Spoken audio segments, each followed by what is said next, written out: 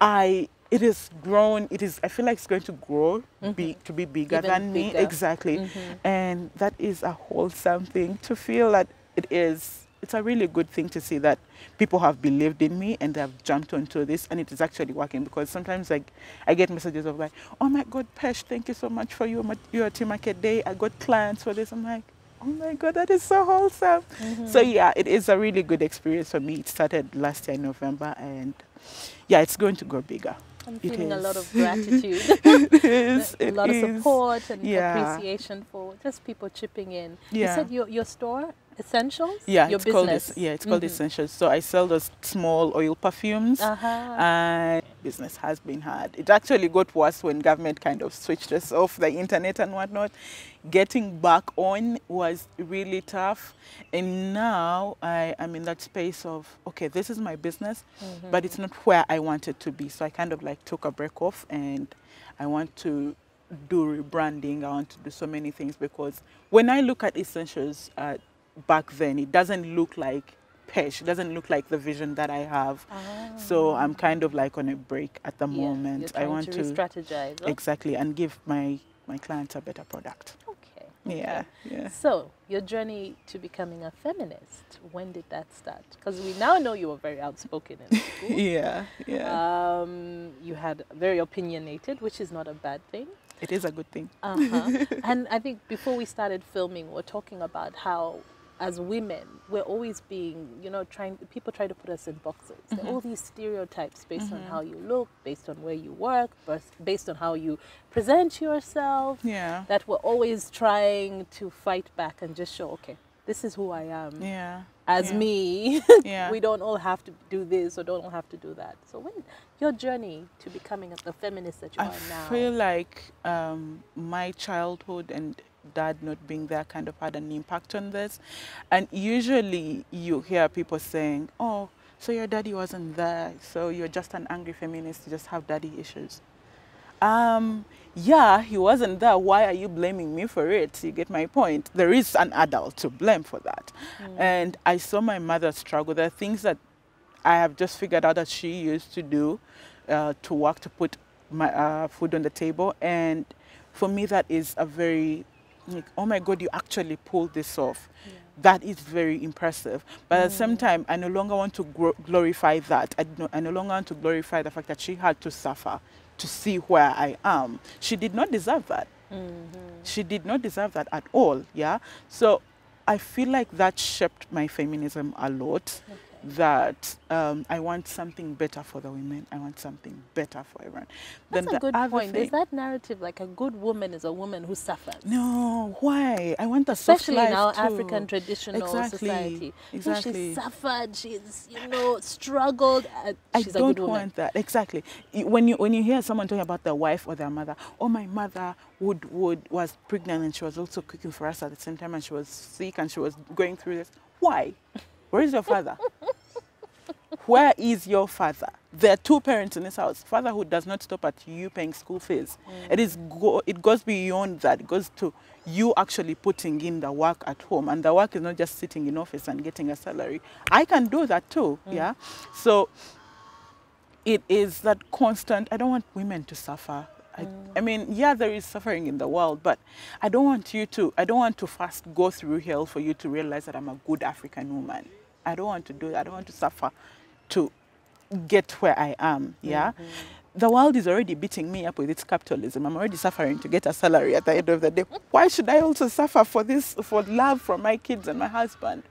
So anyways, the relationship between my mom and my dad kind of shaped me a lot.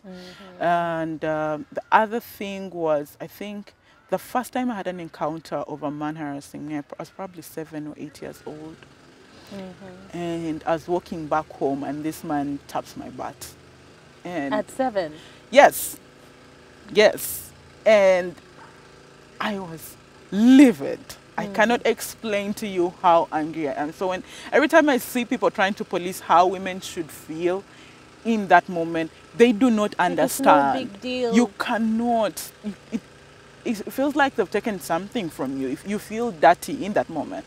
And for me to be a child, I mean, I'd been reading all sorts of literature, so I kind of knew what was going on, and that kind of like really got to my nerves, and I insulted this man on the roadside. Okay.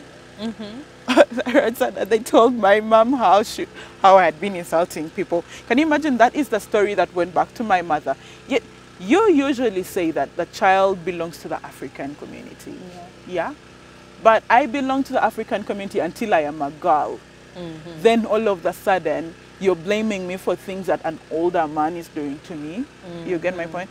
So I feel like that experience shaped me a lot, even when it comes to the Wear That Mini thing.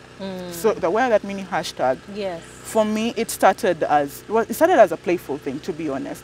But then when I went back to the drawing board and I realized I am privileged to be able to do this, I was 7 years old. I was barely out of my diapers.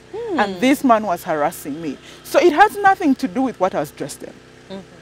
Yeah? And yet it hasn't absolutely society is constantly telling women that they draw attention based on how they present themselves, how they dress. Yeah, yeah. I've been seeing videos on Twitter of women being harassed when they're in their Muslim attire. Yes. And I'm thinking, have you seen what I wear? You're saying she is indecent. She's covered from head to toe. You can only see her eyes and her hands. And you're saying she's indecent.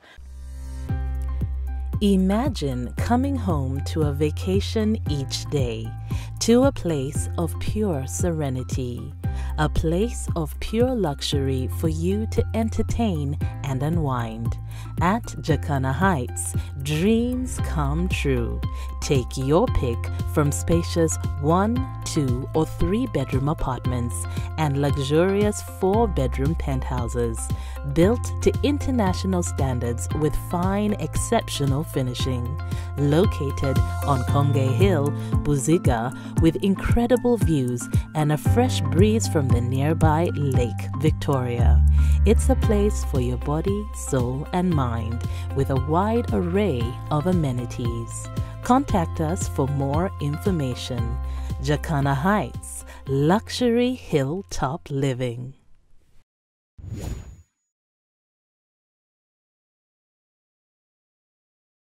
Then what about me?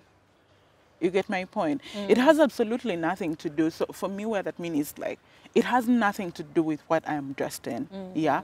It has absolutely nothing. You'll be in your diapers and a man will harass you. You'll be in a mini, someone will harass you. You'll be dressed in a gomesi, someone will harass you. We've seen so many Muslim, and I'm not trying to use this as, I don't know, but women have been harassed even when they're in holy places. Yes. Yeah? So it is that constant thing that where women are harassed, and then at the end of the day, they are the ones who are attacked. Why were you dressed like this? It's not a case of, why did you do that to the man? But no, why were you dressed like this? Why did you respond to his message? When you respond to his message, then you like him. When you do not respond, then you're sure of your slay queen, blah, blah, blah. Like, what is your problem? At what point do I get to win? Yes. Yeah, so such things have shaped my feminism a lot, and I'm still learning. I haven't gotten to where I would feel like I want to be as a feminist, but I am getting there slowly. There's an experience I had. I think I was leaving the bar, Casa Skies Lounge, and I was going back home. I was staying in Maganjo at that time. And I grabbed a board as my short skirt. I love my short things. Yeah. And this man tries to, I was on a board and this man was driving, and he tried to stop us so that he could get my number. Okay. This man followed me up to Maganjo on a board, and at one point tried to knock us off because he wanted my number. Thank God this border man did not stop, because usually they actually stop. Because, hey, that man wants to talk to you. I do not want to talk to him. Do you think it's romantic to chase me around the city so that you can get my number? It is creepy. I'm scared. I think you're going to kill me. That is what I'm thinking. So I got to Baganjo, and I had to call my cousin to pick me up from somewhere else because I didn't want the man to know where exactly I stayed.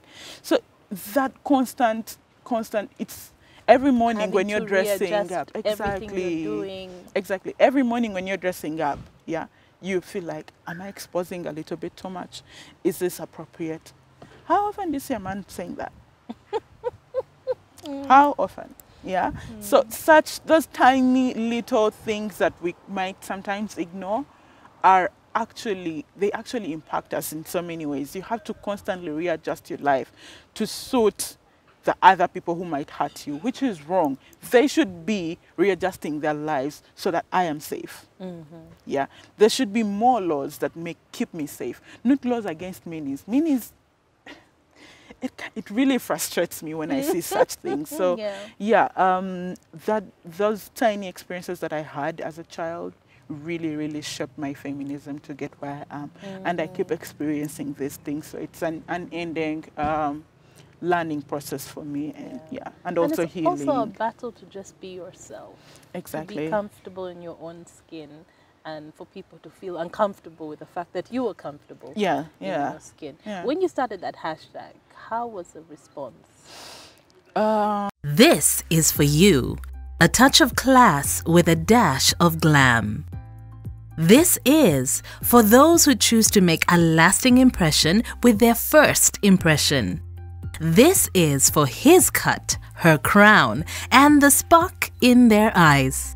They know a little extra is the new normal. Those who turn heads without a heads up.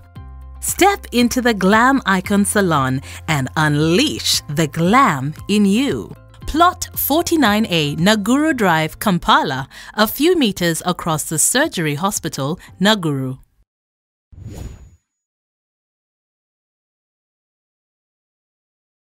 When you started that hashtag, how was the response? So it didn't start as a hashtag, it was just a simple tweet. I was wearing my mini and I was like, wear that mini on Twitter. And people were quoting it with the photos of them, and there's so many gorgeous black women are gorgeous. So it kind of started a trend then. Exactly. So then it became a hashtag. And there was a lot of bullying from both men and women who did not like, because it's not just the men who are going to slut shame me for wearing a mini. Even women are going to do that. So there's a lot of bullying, but there's also this, oh my God, I can jump onto this. I mean, for me, it was a case of, you don't have to worry about small legs or stretch marks. Or, I mean, I am worried about those things. When people see me, like, oh my God, Pesh is confident. No, I am not. I have stretch marks that I don't want to show off. I'm like, oh my God, why are they darker than this? Why aren't they light so that I can look good in those sexy videos and whatnot? I have low self-esteem issues at one point, But this, me getting out there and wearing, I remember there's a time I was wearing a short thing, and I was probably like 19 or 18, and then auntie, so I have big legs, and my auntie was like, oh, your big legs are too big, you shouldn't show them off. But they're my legs. This is my body. It's not going to change. I'm still going to have big legs forever. I mean, that is who I am, So that constant, oh, you're too dark to wear pink, or you're too this to do that. You get my point? Or don't do that, men won't like it. Who will marry you? At what point did I tell you that I want to get married? Did you ask me? Did you? No. So where that mini kind of, the response at first was negative from some people, but from the most people, it was really positive. People really it was liberating for the women. It was a wholesome thing, and it keeps continuing up to now. Women are still running on that whole wear that mini thing. And I meet women like, oh my God, Pesh, you have no idea what you did for me. And in my head, I'm like, I haven't done anything. You just realized who you are, and you just realized how gorgeous you are, and you stepped out of that shell, that box that people had put you in. I didn't do anything. You did it for yourself. You kind of realized who you are, and you got out of that. So it became that, and then I realized that we are privileged to even wear a mini, because there are women who are not able to do that. They don't even have a meal on their table. They have, well, I would say bigger problems, but well, we're not competing on who has the most problems, but they don't even have a shelter. So that is when we started the Helping Hand campaign that we were talking about last time. Yes. So that is where it stemmed from, of I am privileged and I'm going to use my privilege to support other women. So I am in that constant struggle. I mean, have I hurt women? Yes, I have. I have hurt my friends, I've hurt other people. It is a it happens in life, but I'm also in that constant struggle to actually help other women. I'm tired of the narrative of... What do you mean you've hurt other women? No, you know, like, when I'm saying hurt, as you know how you have conflicts with friends and whatnot. That is a space where I'm coming from.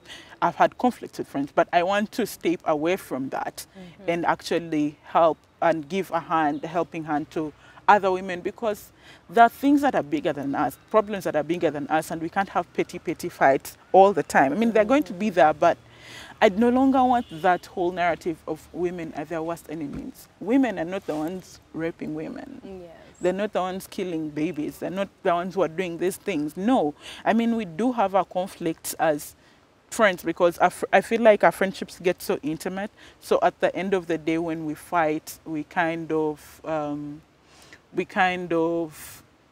pour out everything that we've been holding back because of that whole intimacy kind of friendships. Yeah.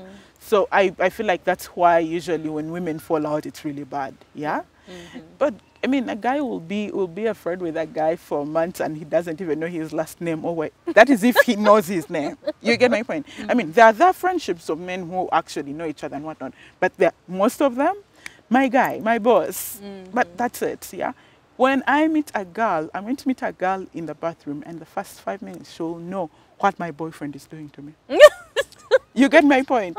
So if she actually becomes a close friend, if we ever fall out, she might use that information against me. It's a human thing. You get my point? It even happens in romantic relationships. Yeah. When you fight with someone, they have all this ammunition against you. They've seen at your weakest point. So so I don't want to use that as a gender card of, oh, women are like this, women are... No, we are not our worst enemy. We are really not. Yeah, it's just a narrative of, a patriarchal narrative that has been created to think that I am competing with you. No, I'm not competing with you. I'm just trying to get up there. That's all.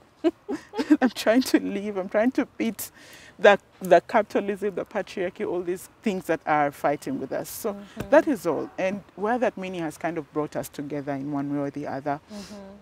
And I'm really happy for that. Okay. I'm really, really happy.